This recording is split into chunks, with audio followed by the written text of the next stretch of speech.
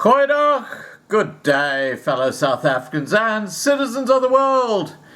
And why do we call Bheki Cele the new Hlaudi Mutseneng? Well, let me give you a warm-up into the mood. Fresh air. We need fresh air. Okay, fresh air. Fresh air. Now, listen to these two classic statements by Bheki Cele. One when he's referring to his own police service, and the other one where he's talking about, guess what? Well, dead people being arrested. You can't make this shit up. There are rotten apples among ourselves. All these women are dead when the police are arresting them. Now, this interview only happened in the last few days. This is after Friday last week, when those people in the hospitality sector were set upon by the police with their feral water guns and their stun grenades. Let's hear what the police minister has to say about protesting peacefully in South Africa. When they have all the constitutional right to protest there, and the Constitution further instructs you that you as you protest, you don't break the law, you don't cause harm to other people and their property. What about increasing crime in South Africa? Well, let's have a look. Ordinary that you can't point to one category of crime where you will say there's been a reversal in this particular crime. Well, indeed, there's been a reversal on your cash heist, crime, on your bank robbery crime, on the house robberies crime, and on the house burglary. Yes, indeed, increase on the business robbery, business burglary, but on those crimes, there have been definitely the decrease on the crimes that I'm giving to you right now. And what about the trust that the public has in the South African police service? Doesn't look good, does it? Now, after these little clips, I'll play the entire interview so you can see them in context, and that'll follow after this video. Incidents. Would you agree, as the minister today, that there is a breakdown in a relationship between the police in South Africa and South Africans? Well, in some areas I would concede that is so, but not all the time and everywhere, because the results will tell us the different story. For instance, the question that you are raising of the gender-based violence, well, I'm told that we're at F now, which is femicide. There will be some good results that have been achieved by the police. For the fact that there are 4,728 people that are doing life sentences in South Africa because of those cases, which means a certain police investigated and did very well for the judge or for the magistrate to give the life sentence. That number is increasing of the people that are sent in prison for a very long time. But also for the fact that the prisons are 37% overpopulated, which means the police are doing their job to send those people there for a very long time. Of course, there will be bad apples among ourselves as a family of police that are giving us bad name, but also there are very good police that are doing the very good job. Ours is to respond to the members of the South African police that are not doing the good job and act on them, follow our procedures, our methods and measures to say you don't belong to this organization or some corrective measures. Okay, before I put the full unedited video out to you with Bheki Cele's interview, please remember to subscribe to be kept informed. Ring the bell for the updates. Please like this video. Please share this video. And above all, please stay safe. Come back. This is ENCA. Now, police in the country have faced one of their biggest challenges since implementing lockdown regulations. Over the past few months, a number of police brutality cases have been reported. This has impacted on the relationship between authorities and communities.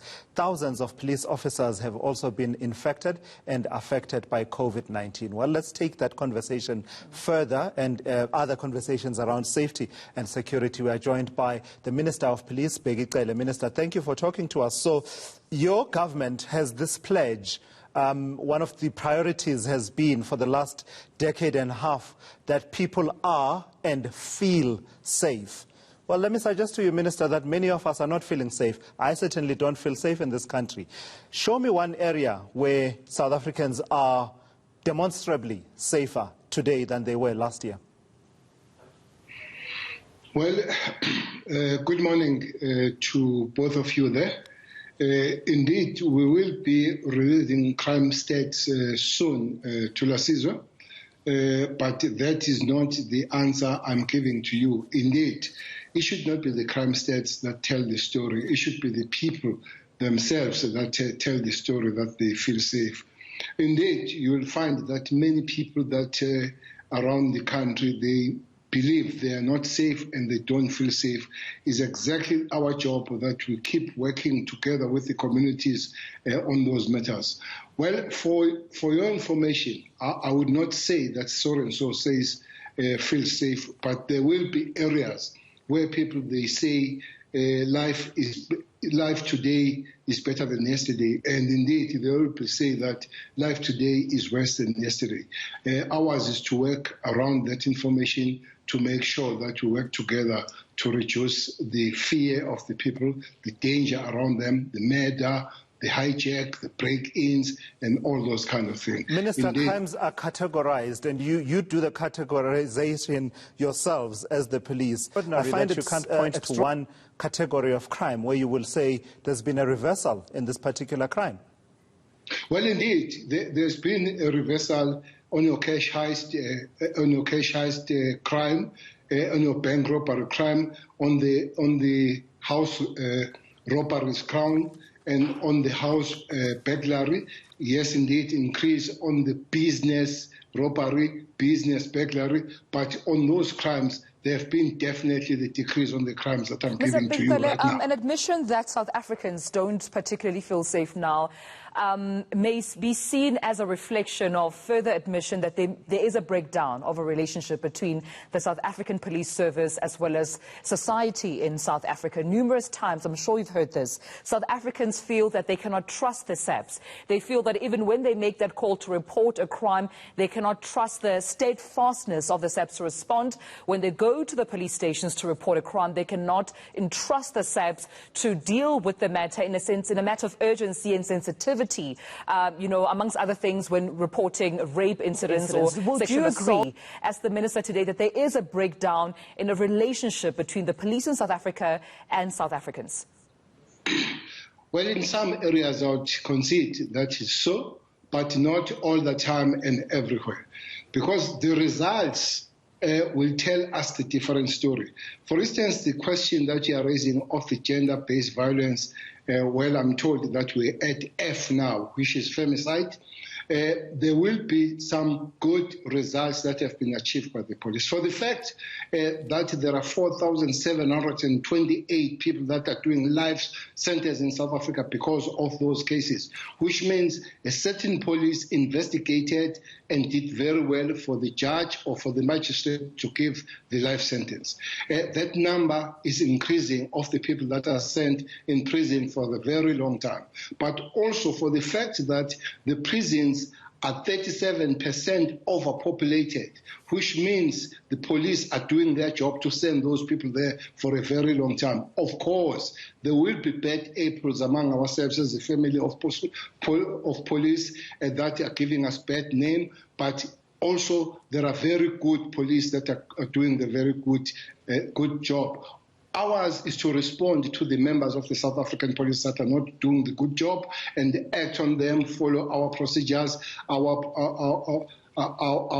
methods and measures to say you don't belong to this organization or some Minister, that number measures. that you mentioned, over 4,000, cases being, obviously investigated successfully, prosecutions they being seen, 37% of, our prisons being overpopulated, as you've just mentioned. While those numbers are commendable, I think South Africans are looking for more preventative measures. People are not trying to be victims of crimes and then seeing consequences after. South Africans are saying we do not want to be victims of crime in this country at all. We do not want to be victims of femicide or gender-based violence at all. So the onus then is upon the South African Police Service to ensure that enough patrolling is conducted, enough protection on our streets, in our homes, at work, wherever we are as South Africans is conducted, so we feel safe and don't have to go through the measures of putting these perpetrators behind bars. Indeed, the point you raised is exactly where you lost it, when you say is upon the South African police. Look, the statistics tells me that on the previous year, 38,000 women were raped at the places like home, at the places like where they're supposed to be safe and all that. So tell me what police will do if you are raped in your own home by your own husband, your own boyfriend, your own uncle, your own father. Hence the call is a societal matter. So this problem of to say the law enforcement only will deal with the matter is really the matter that we need to relook at it. I want to make the point. I made the point in one interview about 3 days ago, and I raised an issue that most of the time, by the time a woman is killed, is not attacked for the first time. For instance, the woman that was killed in Dobsonville by the taxi driver boyfriend, the brother said that was a 5th attempt. The question is, where are the friends? Where are the families? Where are we, all of us, when the first, the second, the third attempt is done? The Pule, that was not a first attempt. So it's a societal matter that all of us will have to make sure that we have a clarion call. We have, as the friends, look around it. Unfortunately, the police, they come at the tail end, they react, we arrest you, but somebody is gone. But the preventative measures is for the society, is for all of us to say something is amiss there, and let's work on that to prevent and protect. Well, part of the counter to what you suggested 2 days ago that got people talking, Minister Cele, around saying that most of the time when a woman is killed, it won't be the first attempt at killing that woman or attacking that woman. The counter to that is that police themselves, a lot of the times, are found wanting in terms of how they receive people who've been victims of violence against women. We've heard stories of women being turned back. We've heard stories of police just failing to do the basics of following up on some of these allegations and opening the cases the way that they should be opening and taking interest in what the story is that a person will be bringing to them. No doubt about that. Rotten apples among ourselves is one thing that we, even on our operation standard procedures, we have put it to say it's not the job of the police, when a woman is coming to report about the abuse, to send that woman back to negotiate. That's not your job. Police are not negotiators. Their job is to go and arrest those particular people.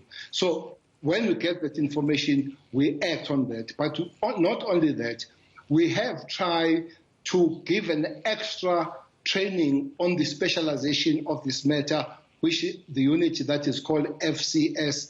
We have 185 units around the country, and we've got 10 of those units that are specializing on things like serious rape and all that. We're training them. Minister, I'd feel more comforted if you said to me those officers who have not adhered to the standards that you're talking about have been dealt with, and you were able to demonstrate to us that in this case a woman went to the police station to lay a charge, and these officers tried to negotiate and try and settle what they considered to be a domestic issue, and we dealt with them. They now know, so that other officers know not to do this. Otherwise we keep lamenting. We keep going around and around, and next year we'll be lamenting that there are bad apples. When do we get to a point where the bad apples know not to be seen to be bad apples, not to act in a way that shows them to be bad apples among the SAPs? 3 weeks back at our police station in Hampton Park, a lady was assaulted. I think she was stabbed 22 times, went to hospital, out of hospital because was out of hospital. She went back to the police station, and she was ill-treated, badly so. Those 2 police that ill-treated are not at the station as we speak. National Commission has acted, has taken them out of the system. This is 3 weeks back. We have spoken to the lady. The lady is fine. We have sent to the police who don't belong to this organization. When a woman that is so much abused comes here, you ask many questions and you don't assist. This happened 3 weeks back at Thulasizwe. And do you not defeat the message, the overall message of government by some of your own pronouncements as Bheki, Hamilton, Cele, that include your contention at the time at which in April there was a police officer who was accused of raping his wife, and some of the comments there were seen to be rather, unfortunate, to say the least, when you were saying that when someone rapes someone, we don't say a pilot raped a person, we don't say a journalist raped a person, a taxi driver raped a person, we say this husband raped his wife. Why is it difficult for you, for instance, to wrap your head around the fact that there's a higher burden on someone who is a police officer, and the shock, for instance, in that particular instance, was around the fact that this person was a police officer, someone who should be protecting people rather than attacking people? Do you not defeat the message of government on violence against women when you vacillate on issues like this? Absolutely no vacillation on that kind of thing. This is a domestic violence. The bottom line here, the husband raped the wife. Yes, it happens that is a police, but that's a point that was hidden to Thulasizwe, and it was wrong to hide the point that this is a husband. The point that was made was a police. I fully agree, but I also want to say that Thulasizwe, who's an anchor, indeed getting involved in the domestic violence of raping the daughter, raping Cele, raping the wife and all that, is a domestic, basic, and secondary. It happens that Cele is a minister, or is a police, is a pilot and all. So the problem I had on that one, the point that this was a husband, which is a bigger problem. I've said to you, 38,000 of these women are abused in their own houses. So that's the first thing to tackle, that husbands, boyfriends, fathers, uncles really is a bigger thing. Yes, it's fine to know what's the job you do, but the basic, your access to be with that woman, it was because you're a husband or a boyfriend, and that is a bigger scash to fight. I did not protect the police, but I found that the matter was being diverted. The matter was watered down, that we're dealing with a gender-based violence. It's not a police out there in the uniform found a woman and raped, which we need to deal with that decisively. But this was a husband. Don't hide that point. The narrative was hiding the point. Just to wrap up on this matter, Minister, because we do have limited time with you and we would like to go on various, on an array of issues. What is the police doing differently to ensure that the scourge of femicide and gender-based violence in this country does not continue? The numbers that we've seen, of course, just during this lockdown alone are quite staggering. The number of stories which we've covered here on ENCA on women who have not only gone missing but have been assaulted, have been killed at the hands of either their male partners or, men, have been quite shocking and staggering. And I think at this point, South Africans are looking for less pep talk, less condemnation, but harsher sentences and more realistic and a more trustworthy relationship with the South African Police Service. What can you assure women and South Africans today about what you're doing differently to ensure that you deal with the scourge of gender-based violence? Let's go to June 1. I think that was the day when some ban was lifted. So 29 women were killed in South Africa, June alone. And without fail, all those people killed, those women were arrested. Without fail, all of them were arrested, including this month, a young woman that was killed in the Sweetwaters in Maritzburg, 19-year-old by the 29-year-old. But the extra burden on that one, that was the mother of the child for the very same man. But all these women are dead when the police are arrested, are killed by either the ex-boyfriends or the boyfriends, the husbands, or the father of the children. That's a point I don't want us to lose. To say the people around of all of us will have to have some form of understanding and input, because the police, when you go out with your girlfriend and you kill your girlfriend in the middle of your trip in the car, the police, yes, will find you, they'll arrest you, but you are dead. Somebody somewhere knows that there is a problem going forward, and then all of us, we must intervene. I fully agree with you. We'll have to work harder on preventative measures so that we don't come after people are gone and dead. But be sure, but for that to happen, all of us will have to put the wheel on the shoulder on this one. I have to move on to this next point, Minister. Corruption in this country. I mean, as it stands, we are reporting extensively around, corruption in Gauteng. This around, this procurement of PPE, businesses between government and various other businesses when it comes to PPE. And it's no secret that South Africans at this particular time, be it frontline healthcare workers, be it ordinary South Africans, be it workers in general, it's a need to have protective, personal protective equipment at this time. But we're also dealing with an issue of corruption here involving, some government officials. Some senior allegations have been made.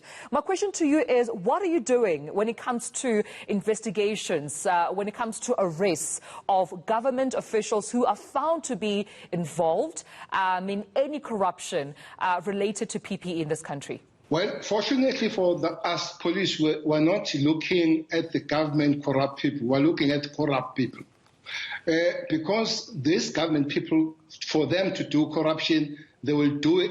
They'll do it with the people that are from the private sector. It's both private sector and the public sector. So we need to act against the corrupt people rather than labeling them who they are. The president has pronounced on this. The special team that is putting together 9 law enforcement units has been put together. I'm very pleased with the report proceeding. Surely we have arrested almost 36 people that will be mostly from government dealing with the COVID-19 corruption. But you have seen we have arrested people with the VBS. We have arrested the people with the pension money. Where somebody took the money off the UIF, giving it to friends and everybody. Indeed, there is a lot of corruption, as the South African police with other law enforcement agencies were acting on it, and we need to continue to do so. So let me ask you to put on your hat then as a political leader, Minister, and someone who was a champion for the current president, Cyril Ramaphosa, before he became president. I remember you clearly saying that this man will do things differently. The age of impunity will end. This will be a new dawn, not your words, those ones, but it became known as the new dawn. Well, it's looking more like this is a long, dark night of corruption, really. There's no dawn here, let's be honest, Minister, in the sense that the same allegations that we were facing some 3-4 years ago, we continue to face some of them even now, including from people that you would have thought should have known better. Well, I've just given you what has happened starting from under COVID-19. But again, I think there's been a movement. Quite several people have been arrested. Quite several mayors have been arrested around the country. And people that you would never had that there will be the action against them from the law enforcement agencies. There is. But the ethos is not changing, though, Minister, is what I'm suggesting. The ethos and the ethics is not changing. There's no entrenched sense of respect for public resources, such that when we are having to borrow money from international lenders to respond to COVID-19, people just know not to touch that money or try to, cash in on it for themselves, because there's a new ethos. So what I'm suggesting to you is you came in as the new dawn, but you have actually failed to bring about that new dawn in the way that people think about public resources. officials continue to think of public resources as being theirs for the taking, whether you look in Gauteng, in KwaZulu-Natal, in the Eastern Cape, everywhere really across the country? Well, Tula Sizwe, I will differ with you on that one.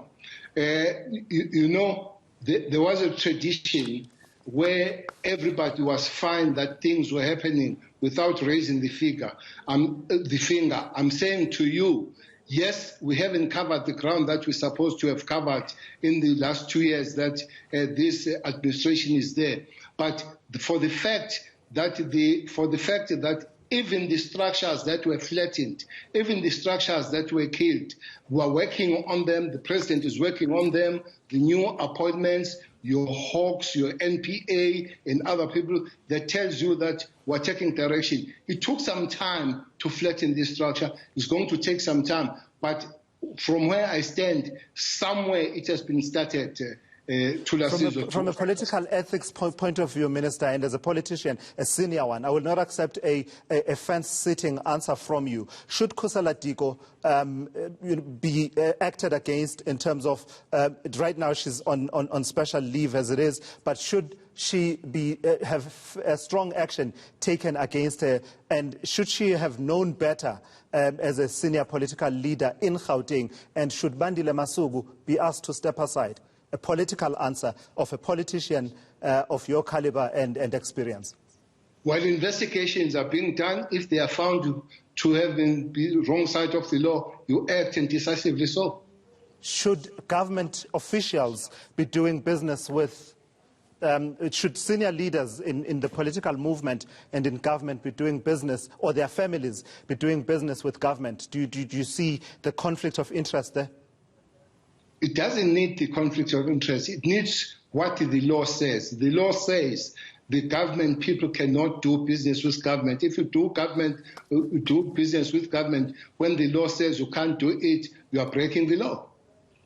Minister Bheki, I want to come in terms of, just the concerns that also South Africans have around, the IMF loan. There's so much concern that there will be looting when it comes to, this particular loan, which is meant to assist South Africans. Kusanta has also raised its concern. Different economists have also raised their concerns. Now, when it comes to preventative measures, as far as, the police, alongside the work that you do with the Hawks, how are you ensuring and safeguarding, the country just in terms of looting in this country? Because at the brink of corruption, those who bear, the brunt, those who suffer the most are vulnerable South Africans that do need these resources.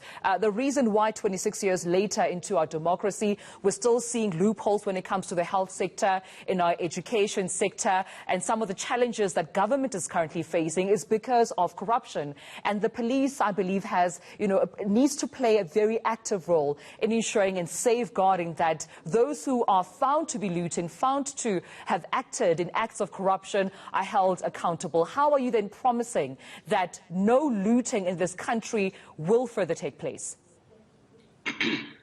Well, I can't promise that there will be no looting. What I can promise is that there will be consequences for looting.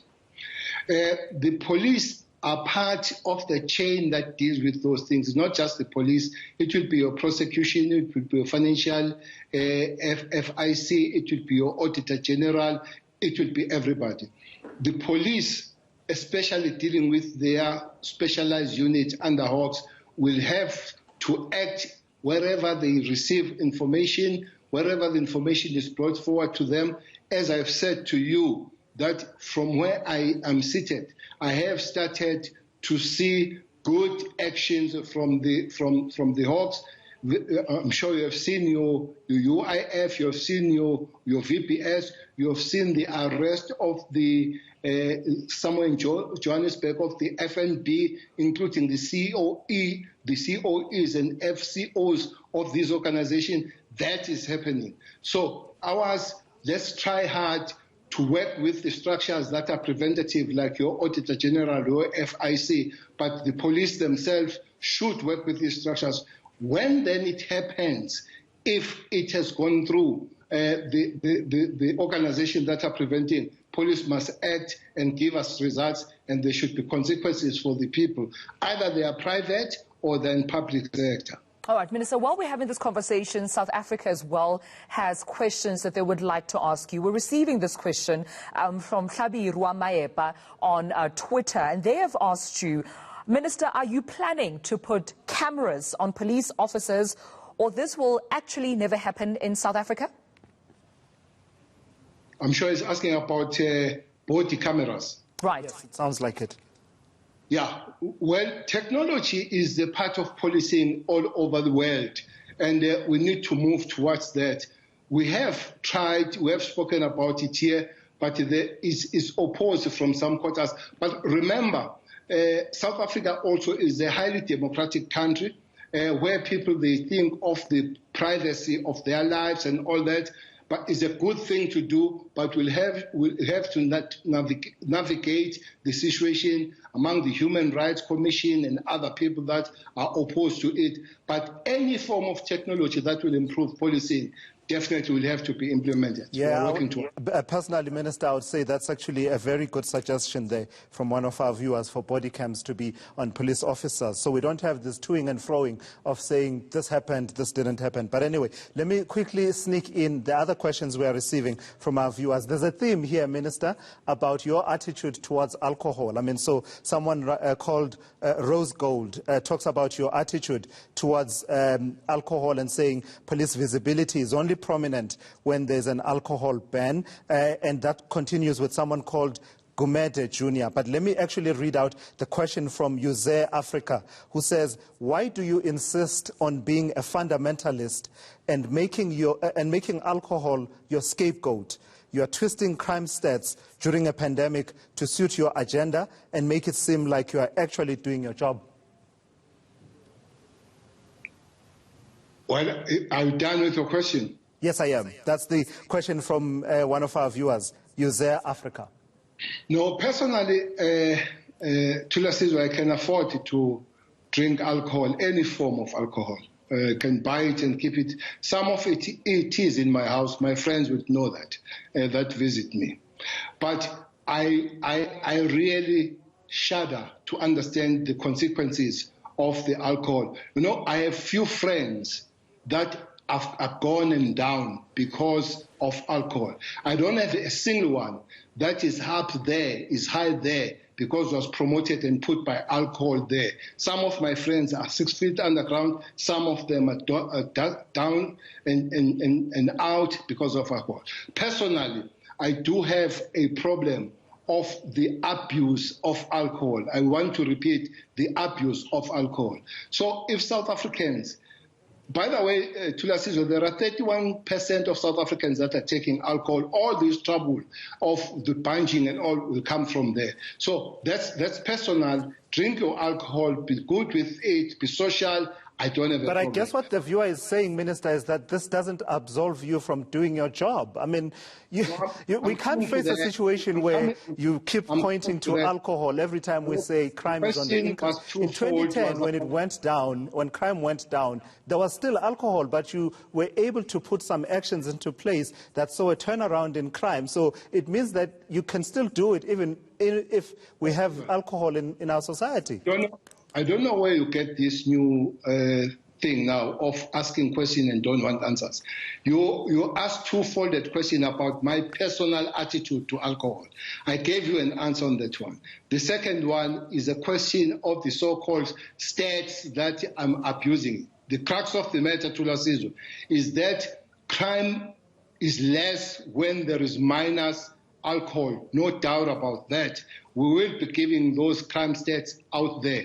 Less people are shot, less people are raped, less people are knocked by the cars out there, less people are stabbed. It's a fact that is because people that are from these outlets, they kill one another when they're drunk. Look, when these people come to these outlets, your taverns, your shippings, they come at 8, but they don't die at the time. They die at 4, they die at 3 in the morning after they've consumed this alcohol. So it's not the question of we're using these stats as if there are no facts. there are facts about that. All right, I have to slot in this question, Minister. This comes from at Banana Parrot 69 on Twitter, and they're asking, Minister, why do you treat protesters like criminals? This, in brackets, they mean excessive, unnecessary force, and focus intensive resources on the temporary cigarette alcohol ban with no medical proof it worsens COVID symptoms, but you actually relax your efforts on rapists, murderers, and violent protesters. This is a question coming in from Twitter. Well, that's a sick question. I've said to you 4,728 people are doing life that have abused and raped women. And I've said to you, the prison of South Africa, 37% overpopulated. Those are not people about cigarette and alcohol only, are people that are doing all sorts of evils around South Africa. But there are no resources that have been focused on alcohol and tobacco. All resources are focused against crime in South Africa. I don't know this one of the protesters. Protesters, they need to follow the law. They don't have to break things. They don't have to bend things and all that. And then we will act accordingly when people break the law, when they have all the constitutional right to protest there. And the Constitution further instructs you that as you protest, you don't break the law, you don't cause harm to other people and their property. Minister Bheki Cele, we thank you so much for your time. We're completely out of time. Minister Bheki Cele, in conversation with us, a wide-ranging conversation about a number of issues that come up in as far as safety and security in South Africa is concerned. Indeed, also touching on the gender-based violence and what they have done. Not satisfied with that particular answer when it comes to the work that the police have done, just in terms of arrests. I believe that a harsher message needs to be sent. And I remember the minister made mention of, how it's a societal problem and a societal issue that we all have to, be a part of its solution, granted. But I believe if there were harsher sentences, that sends a message, and that says to any potential or aspirant perpetrator that you do not, play fire and do not participate in any of those activities, because there will be dire consequences. I don't think the consequences are dire enough to send a strong message. But we do thank the minister, of course, for his time.